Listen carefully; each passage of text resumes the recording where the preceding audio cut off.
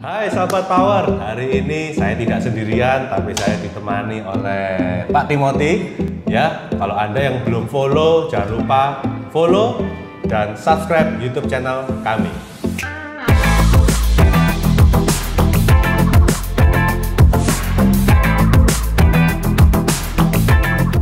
Ya, hari ini kita akan membahas sebuah cerita yang menarik selama Pak Timothy menggunakan genset. Dan pertama-tama mungkin kita kenalan dulu ya sama Pak Timothy. Halo Pak, terima kasih loh Pak. Halo Pak, gimana kabarnya? Baik. Ya. Pak Timothy sendiri gimana? Baik dong, baik, ya. Walaupun kayak gini kondisinya tetap baik dong. Harus tetap siap, semangat ya, semangat. Mungkin Pak Timothy bisa ceritain dulu Pak sedikit background usahanya apa ini Pak? Jadi saya ini bergerak di dua bisnis ya, dua lini bisnis ya. Yang pertama adalah software. Jadi saya memiliki software house. Jadi membuat software yang dulunya itu membuat custom. Jadi tapi sekarang kita membuat sebuah produk yang nanti berbasis cloud gitu. Yang kedua lini bisnis saya adalah berhubungan dengan food and feed ingredient. Jadi kita menyuplai pabrik-pabrik makanan, snack kayak gitu, minuman, meat processing gitu. Jadi kita menyuplai tepung, pemanis buatan, karagenan dan lain-lain gitu. Wah, banyak ya Pak ya bisnisnya ini ya.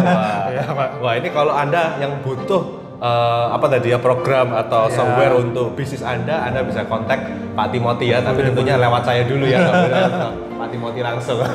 Dan mungkin tadi pemanis buatan ya? Pemanis buatan. Wah, makanan, ini berhubungan dengan food. Nah, ini tentu saja bisnis yang bisa dikatakan anti resesi gitu ya. Kalau COVID, kalau makanan ini pasti dibutuhkan orang banyak gitu. Orang selalu lapar ya Pak. Oke. Ya, Pak Timothy mungkin bisa cerita sedikit Pak pengalaman pribadinya selama ini, selama sebelum memiliki genset tapi terjadi pemadaman listrik. Nah, dampaknya kira-kira seperti apa nih Pak? Jadi ya selama itu kita mungkin ya, ini kan bisnis orang tua ya, sudah 20 tahun lebih nggak ada genset. Jadi yang di kantor kita cuma pakai ala kadarnya, jadi pakai UPS ya, pakai baterai gitu. Cuman baterai tahan berapa lama sih gitu ya.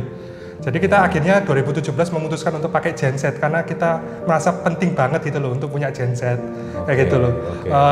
Kan di daerah kantor kita juga sering mati lampu, ya kan, mati lampunya kadang bukan 1-2 jam ya, mungkin hampir seharian gitu. Jadi kan produktivitas karyawan kan menurun sekali. Jadi kebanyakan mereka kan tidak melakukan apa-apa karena kita di kantor itu sistematis sekali, kita pakai server, kita online gitu.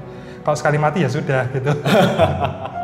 Ya ini teman-teman ini bisnis keluarga ya Pak ya? Iya, bisnis keluarga, bener. Nah ini banyak orang yang mungkin dulu yang bisnisnya mungkin dikelola oleh orang tua atau yang sudah lama dan mungkin nggak punya genset. Nah ini genset ini penting. Nah ini karena ada anak muda sekarang ini perubahan cara berpikir nih gitu ya. Jadi tentunya kalau sekarang punya genset tentunya backup untuk bisnisnya juga ya. Betul. Nah, Pak pernah dihitung nggak Pak? Kira-kira nih Pak, kalau bisnis Pak Timothy ini tiba-tiba terjadi pemadaman satu hari Pak, wah ini kerugiannya sampai berapa nih Pak? Waduh, lumayan sih. Lumayan besar sih ya. Ya mungkin ya 100 lah. Wah, gitu. Lumayan ya Pak ya. Bayangkan nih teman-teman semua yang lagi nonton nih ya.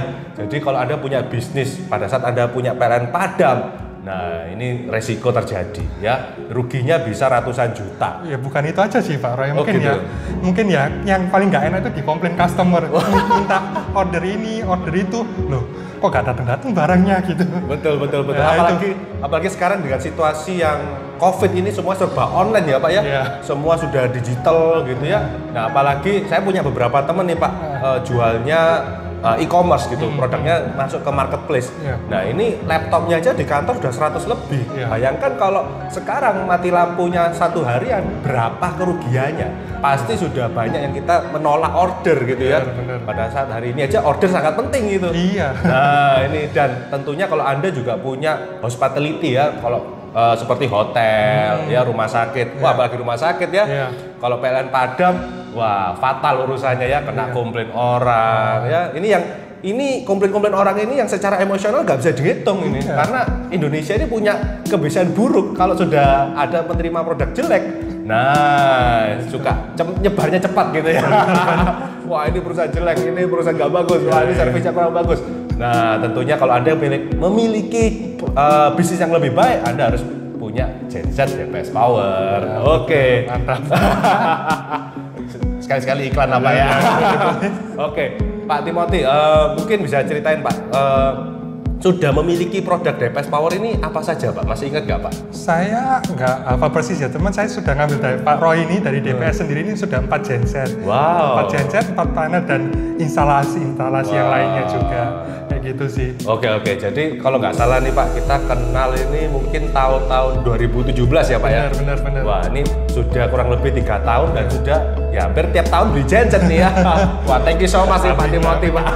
Berarti bisnisnya juga maju ya, dengan genset, berarti omsetnya naik terus nih. Gitu. Nah, kalau Anda yang lagi nonton, yang belum tahu, kita bisa juga jual genset, dan kita juga mensuplai panel otomatis atau yang sebutkan panel ATS, dan tentunya instalasi. Jadi satu paket Pak ya. Jadi kita nggak cuma jual genset terus kita lepas gitu ya. Kalau Bapak mungkin beli di toko atau beli di supermarket lah, intinya supermarket genset atau apa yang bisa jual genset banyak, tapi cuma genset aja gitu. Ya. Betul ya, kalau misalkan Anda mungkin beli di toko elektronik, beli apalah, AC, TV ya sudah pasang sendiri gitu ya. Kalau kita bisa sampai supply, instalasi, lengkap lah satu paket ya. Enaknya gitu sih. Nggak perlu pusing ya? Iya, nggak perlu pusing. Iya, kita selalu beresin apa yang permintaan dari customer. Nah Pak, selama ini Pak, mungkin bisa cerita nggak Pak, ada pengalaman apa yang mungkin berkesan buat Pak Timothy? Berkesan ya? Selama ini kan 3 tahun nih Pak, mungkin ada pengalaman buruk mungkin yang terjadi itu selama 3 tahun ini. Mungkin ya, ini baru kejadian tahun ini sih justru ya. Wow, jadi saya ada kantor ya, ini keluarga ya, bisnis keluarga punya kantor baru di Jakarta ya. Memesan genset di sana, sudah dipasang gensetnya, panelnya, instalasinya, jadi sudah komplit. Tiba-tiba suatu hari, wah parah, kita kecolongan lah istilahnya.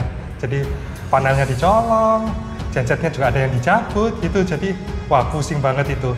Cuman kita telepon Pak Roy, akhirnya wah Pak Roy hebat banget. Wah hebat gak lah, saya nggak hebat Pak. Langsung didatangi ke Jakarta loh, diselesaikan loh masalahnya. Oke, ya. Jadi kalau Anda yang belum tahu, kita sudah supply beberapa project. Ada 3 lokasi di Surabaya dan 1 di Jakarta ya Pak ya? Betul. Ya, kalau yang di Jakarta ini dia ada sebuah kantor baru, kita kebetulan supply genset. Nah, karena proyeknya ini belum selesai, tiba-tiba terjadi pencurian gitu ya. Kalau tadi mungkin kecolongan, bahasa Indonesia kecurian. Bahasa Indonesianya benar. Ya, jadi terjadilah pencurian di saat kita belum melakukan pekerjaan sampai tuntas gitu ya. Nah, kalau Anda yang mungkin punya project-project yang projectnya besar atau luas ya, ini perlu diperhatikan karena kalau projectnya belum masih dalam proses instalasi, selalu pasti ada vendor-vendor yang lain ya. Kalau misalkan hotel atau project-project yang lain gitu, itu ada kontraktor ME, mungkin ada tukang-tukang yang lain, ada vendor-vendor banyak lah. Nah ini kan keluar masuk tanpa kita bisa kontrol atau monitor semua orang yang lagi bekerja, begitu ya Pak Timothy ya. Nah terjadilah kejadian yang mana apa yang hilang ya Pak waktu itu ya Pak ya? Waduh, saya nggak apa, pokoknya yang pasti itu kabel. Wah kabel. Mungkin ya kalau apa istilah breaker ya, breakernya. Breaker, oke. Kalau nggak salah itu Pak, panel otomatiknya ya. Itu. Nah ternyata, wah ini kalau Anda boleh tahu, panel otomatis ini harganya juga mahal gitu ya. Kalau orang yang lihat, nah tadi kabel juga resiko ya, hati-hati. Kalau sering sekali saya punya project, kabel-kabel juga bisa hilang. Kemudian MCCB atau breaker itu juga ada nilainya. Kemudian genset, kalau dilihat di dalamnya ada modul, ada ya komponen elektronik yang lainnya yang ada nilainya gitu ya. Jadi tentunya Anda mesti waspadai, dan mungkin salah satu solusi yang lain adalah memberikan asuransi terhadap proyek tersebut ya, supaya kalau ada kehilangan kita tidak mengalami kerugian yang cukup besar.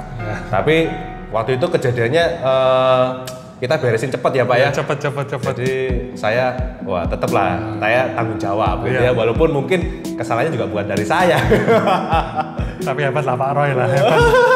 Ya kita sudah beresin dan kita hilang itu semua kita ya free of charge ya Pak ya. Saya sudah siapin penggantinya semua dan ya kita bereskan sampai tuntas. Nah Pak, kalau boleh cerita sedikit nih Pak, masih ingat nggak Pak, engine-nya merek apa yang dibeli waktu itu Pak? Engine-nya ya, kalau nggak salah sih seingat saya ya, itu mereknya Deutz ya. Nah, ya. Deutz ya. Kalau di Jerman bahasanya Deutsch. Saya bukan orang Jerman ya. Kalau orang Indonesia ngomongnya Deutsch gitu yang umum ya. Tapi kalau orang Jerman ngomongnya Deutsch. Nah, Deutsch engine. Nah, kebetulan yang digunakan ini dari Jerman ya Pak ya. Nah, kalau Anda tahu Deutsch itu ada beberapa pendinginan ya. Ada yang menggunakan air cool, berarti dia menggunakan udara, tidak menggunakan radiator. Tapi ada juga yang menggunakan radiator cool, jadi atau water cool. Nah ini genset-genset yang pada umumnya dimiliki merek-merek yang lain juga menggunakan radiator. Tapi yang dibeli oleh Pak Timothy ini, yang dimiliki saat ini itu Deutsch Oil Cool. Nah yang ini memang jarang sekali dimiliki merek-merek yang lain yang oil cool ini ya. Jadi fisiknya seperti radiator, tapi tidak ada air radiatornya Pak. Jadi ini sangat free maintenance ya.